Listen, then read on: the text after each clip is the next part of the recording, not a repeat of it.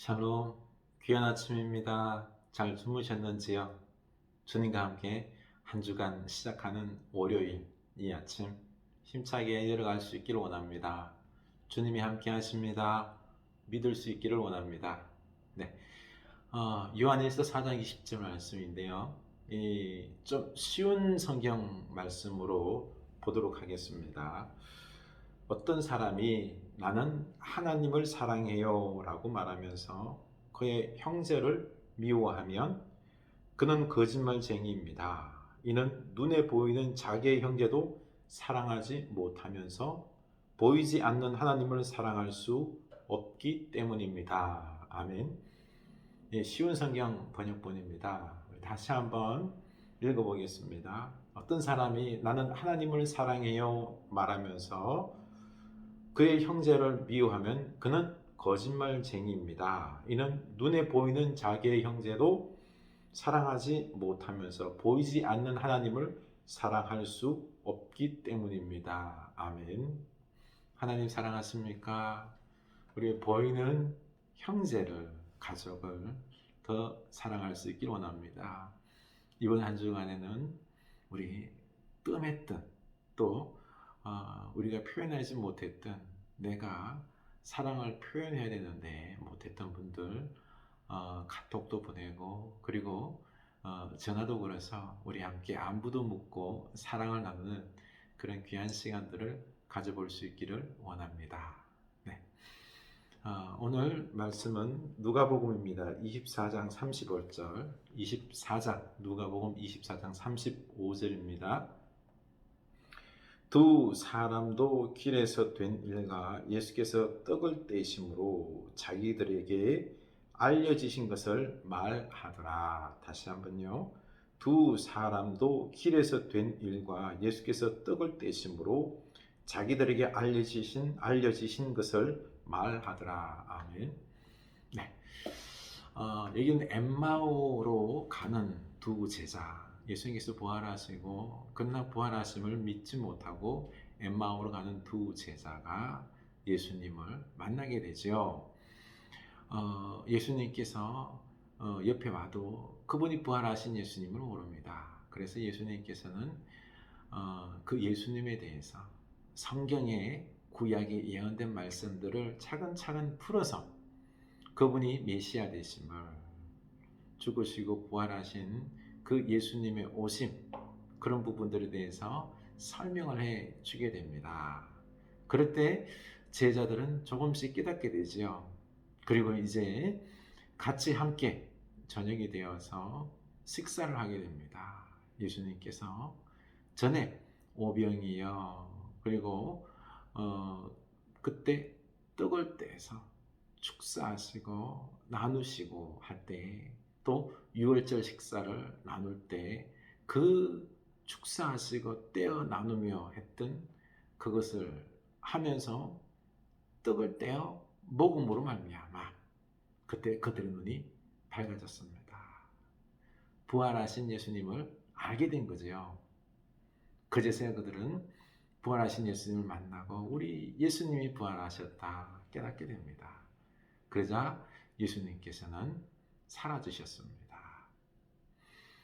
이렇게 좌절해서 그 고향으로 되돌아가던 두 제자가 다시 예루살렘으로 제자들에게 와서 예수님을 만난 것에 대해서 하나님 말씀을 이야기해 준 것과 떡을 떼어서 예수님을 알게 되었다라는 것을 이야기해 주고 있는 것이죠. 이 본문 말씀입니다. 그렇습니다. 이 종교 개혁가들은요 말하기를 설교에서는 세 가지 강조점이 있다라고 했습니다. 다시 말해서 세 가지 중요한 신학 논점을 가지고 모든 설교가 이루어진다라는 것입니다. 첫 번째는 우리는 죽음의 속박에서 사로잡혀 살아가고 있습니다. 사실 우리는 죽음이라는 속박 속에서 염려하기도 하고 두려워하기도 하고 싸우기도 하고 조바심 가운데 속에서 폭력적인 그리고 그 죄악으로 말미암은 죽음을 향하여 치닫고 있는 이 인간의 그 어리석은 죄악과 죽음에 속박된 그 삶을 살아가는 존재가 바로 인간이다라는 것입니다. 그래서 두 번째는 하나님의 권능으로 우리가 구원을 받았다라는 것입니다. 하나님의 권능은 우리를 그런 속박으로부터, 죄의 죽음으로부터 우리를 구원하신다라는 것입니다. 그리고 세 번째는 거듭난 우리는 감사함으로 새로운 삶을 살아갈 수 있게 된다는 것입니다. 그래서 우리는 이 구원받은 우리는, 거듭난 우리는 이 주님과 함께 이제는 기쁨의 새로운 삶, 생명의 삶을 살아가게 된다는 것입니다. 이게 바로 복음의 총화, 복음의 삶이다라는 것입니다. 예수를 믿고 우리가 복음의 사는 거룩한 사람이 되면 이런 풍성한 삶, 새로운 삶을 살게 된다는 것이죠. 그런데 안타깝게도 우리가 이걸 거부하는 삶을 살 수가 있습니다. 우리가 영적 긴장을 놓게 되고요. 우리가 그냥 세상에 휩쓸려 살아갈 때는 이 세 가지를 잊은 채 살아가는 것입니다. 바로 우리가 죽음의 속박에 사로잡혀 살아간다라는 이런 존재다. 죄악의 존재, 죽음에 이르는 존재, 그런 고통 속에 살아가는 존재에 대해서 거부합니다. 그리고 두 번째는 우리는 하나님의 권능을, 우리를 구속하시고 우리를 새롭게 하시는 그 권능을 부인할 수 있다라는 것입니다. 그래서 이 하나님의 권능 속에서 우리가 살지 못하는 거지요. 하나님을 찾지 않게 되는 거지요. 그래서 세 번째는 우리는 감사로 드려지는 새로운 삶을 거절할 수 있게 되는 것입니다. 하나님 안에 있으면 우리 감사로 할 말미암아 새로운 삶을 살 수 있는데, 이 삶을 우리가 선택해야 되는데 거절하면서 참 축복의 삶이 아니라 저주의 삶, 참 피곤한 삶을 살게 된다는 것입니다. 그렇습니다. 우리가 이렇게 중요한 것을 거부하기도 하고 부인하기도 하고 거절하는 참 우리의 이런 안타깝고 무력한 이런 삶이 아니라 우리는 예수를 믿음으로 말미암아 어떤 삶의 드라마 속에서 우리는 하나님께서 우리를 주인공으로 세우셔서 그 삶 속에서 승리하는, 기쁨으로 살아가는, 하나님의 살아계심을 증거하는 증인의 삶을 살아낼 수 있다라는 것입니다. 이게 바로 우리들의 인생이다라는 거죠. 우리 드라마를 보고 할 때 우리 주인공들이 있지 않습니까? 주인공들은 꼭 삶의 어려운 일 당하죠. 그렇죠? 모함을 당하죠. 고통의 삶을 살아갑니다. 그러나 주인공은 이 모든 것들을 다 이겨나갑니다. 좌절에 빠졌다고도 다시 힘을 내고 이 편법을 쓰지 아니하고 주인공은 끝까지 정의의 편에 있어서 바른 진리 삶을 끝까지 살아내지요. 때로는 넘어질 때도 있어요. 그러나 다시 일어서서 바르게 살아갈 때 반드시 선이 이긴다, 정의가 이긴다. 이게 드라마 아닙니까? 똑같습니다.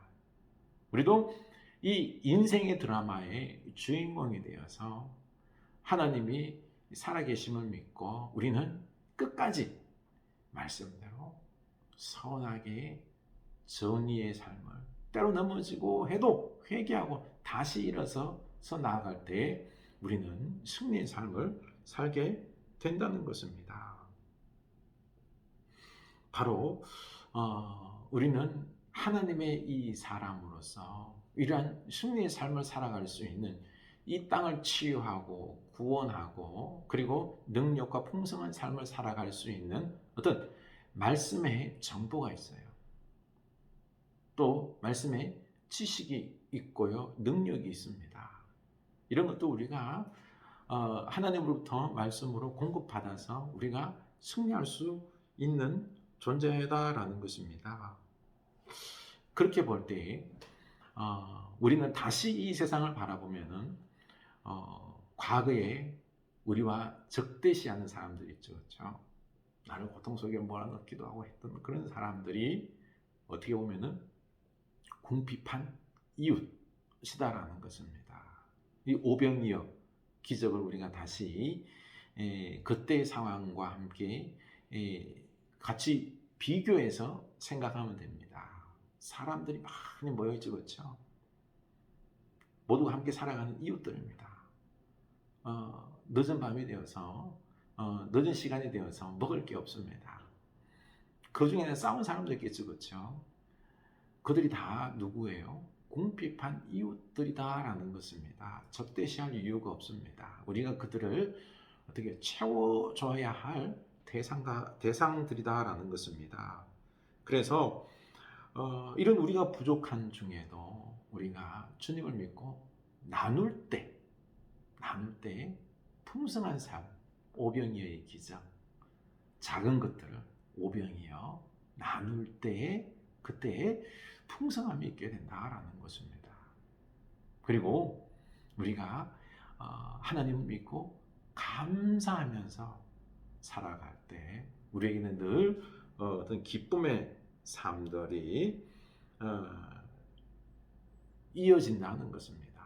무리들과 함께 하나님의 나라를 이루며 기쁨의 삶을 살아갈 수 있게 된다는 것입니다.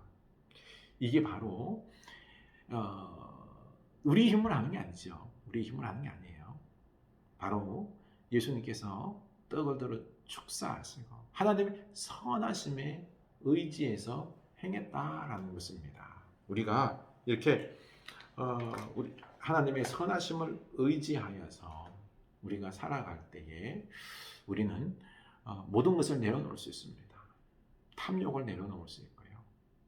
미움과 그리고 또한 불평과 그리고 욕심 이런 것들을 내려놓고 또 과거의 어떤 집착하는 과거에 붙잡혀 살아가던 어떤 열등의식의 삶 또 미래에 대한 염려 이런 부분들을 다 내려놓고 하나님의 선하심에 의지해서 우리가 넉넉하게 이길 수 있게 된다는 것입니다. 그렇습니다. 우리 삶 속에 사실 깊이 도사리고 있는 이런 죽음의 문제들, 아까 전에 말씀드렸던 것처럼 우리는 죄로 말미암아 죽음으로 귀속되어지는 이런 고통과 불안과 싸움과 이런 문제들을 우리가 충분히 예수 안에서 극복할 수 있다. 극복이 우리는 이미 되었습니다. 주님 안에서 우리는 극복할 수 있습니다. 그리고 또한 용기 있게 우리가 하나님으로부터 어떤 얻은 기쁨과 그리고 담대함과 그 사랑으로 나의 것을 작은 것들을 나누면서 이웃과 함께 기뻐하는 삶을 살아갈 수 있게 된다는 것입니다. 그리고 또한 우리의 미래가 감사함으로 넘쳐나는 새로운 축복의 삶으로 하나님의 나라로 이어지는 이런 삶이 된다라는 것입니다. 그렇습니다. 이 종교개혁자들이 우리에게 가르쳐 주었던 이 세 가지 논점, 이게요 이론이 아니라 우리 삶의 실제가 된다라는 것입니다. 여러분, 죽음과 같은 이런 것들이 더 이상 우리 삶 속에서 두려움에 우리의 발목을 잡고 우리를 고통스럽게 우리를 패배자로 밀어넣는 것들이 더 이상 될 수 없다라는 것입니다. 왜요? 하나님의 권능에 우리를 구원하시기 때문에 우리 하나님께 모든 것 다 들고 나아갑시다. 하나님이 우리를 구원하십니다. 하나님이 받은 은혜들은 내게 주신 축복 것들을 많이도 말고 늘 나누며 살아가십시오. 축복하며 살아가십시오. 사랑하면서 우리 형제들에게 사랑을 나누며 살아가십시오. 여기 하나님께서 오병이의 기적을 베푸사 충만하게 넘치게 하십니다. 그러고 보니 우리는 넉넉합니다. 감사함으로, 모든 삶에 감사함으로 살아갈 때에 우리의 삶이 어떨까요? 기대되고 소망이 넘치고 새로운 삶으로, 기쁨의 삶으로 넘치는 우리 하나님의 나라가 우리 가정 속에, 우리 교회 속에, 우리 이웃 속에, 미래 속에 펼쳐질 것입니다. 우리 이 사순절에 주님과 함께 삶의 현장, 이 삶의 드라마 속에서 주인공이 되어서 하나님의 선하심을 의지하여 우리가 능히 이겨나가고 축복을 누리는 우리들의 삶, 여러분의 삶 될 수 있기를 축복합니다. 기도합시다. 주님, 우리의 삶의 식탁에서 다시 우리를 만나 주소서. 당신께서 우리를 사랑하셨듯이 너희도 서로 사랑하라고 다시 한번 말씀해 주십시오. 당신의 그 놀라운 사랑을 우리가 깨닫게 하시고 그 놀라운 사랑 이야기로 우리도 살아갈 수 있도록 다시 한번 우리에게 말씀하여 주시고 사랑의 능력을 베풀어 주시옵소서. 그래서 우리가 우리 삶 속에서 주님과 함께 그 사랑으로 그 축복을 기뻐하며 감사하며 함께 나누며 우리의 가정에 행복을, 기쁨을, 하나님의 나라를, 우리 교회와 이 사회와 미래에 하나님의 나라를 이루고 누리며 살아가는 우리들의 삶의 현실들이 다 되게 하여 주시옵소서. 예수님 이름으로 기도합니다. 아멘. 축복의 하루 되시기를 축원합니다.